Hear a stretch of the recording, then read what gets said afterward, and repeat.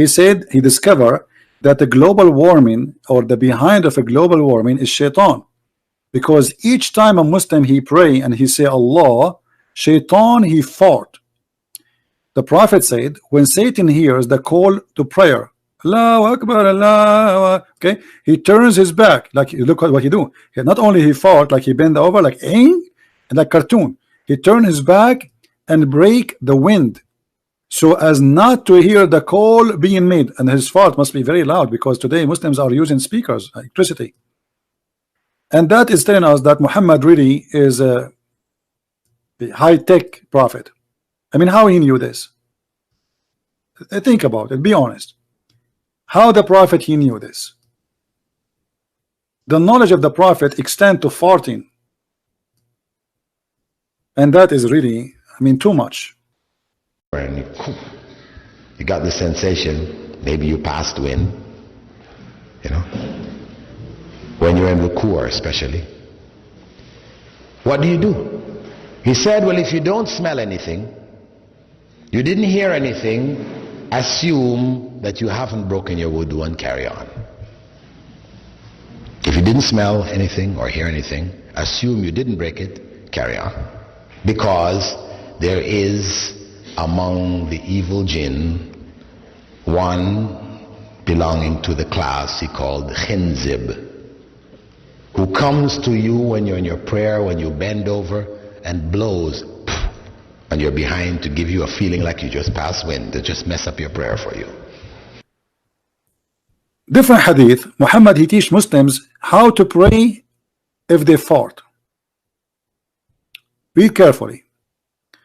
Yahya related to me from Malik from the Messenger of Allah, may Allah bless him, and said, when the call of the prayer made by shaitan, okay, forget about this one, let us see. This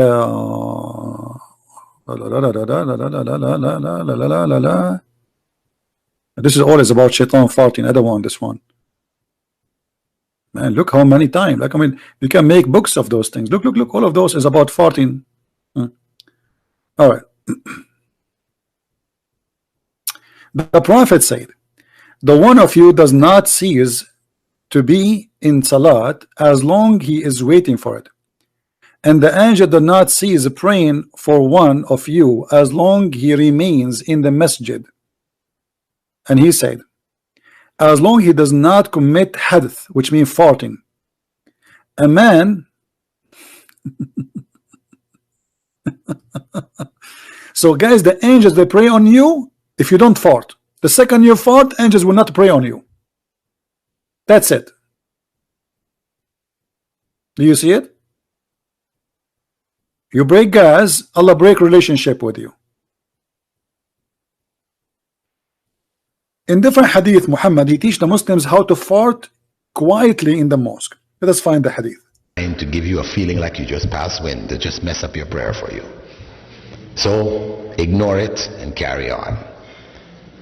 Now, some people have mistakenly thought that this means, you take this in a general sense. They ask me, say, what if when you're sitting for tashahhud, you're about to finish your prayer, and you pass wind? You pass wind. You know you pass wind, but you didn't smell anything, and you didn't hear it, didn't make a sound. Can you just finish off your prayer? No. If you know you have passed wind, that's it. Even if you're saying salah up, that's it. You have to go and do your prayer all over again. Sneeze, the translation is something stupid. So the Prophet was saying, if you fart, you don't leave the prayer unless you hear it and you smell it. So if you don't hear it, if you felt you farted, your prayer is accepted. If you felt it but you did not hear it or smell it. The Prophet asked about doubt concerning ablution during the prayer. False translation. This is not what doubt. What is that? I mean, why the Muslim they lie in translation? Okay, let's see this one. Look at this one. Allah Messenger SAW said, if one of you feel disturbance in his stomach and doubt whether he has released some wind or not, then he should not leave the mosque unless he hear it sound or smell it. That is, knowledge. I mean, this is you have to admit, unless you are a prophet, how you know those things? There's no way you will know those things. You have to be a prophet.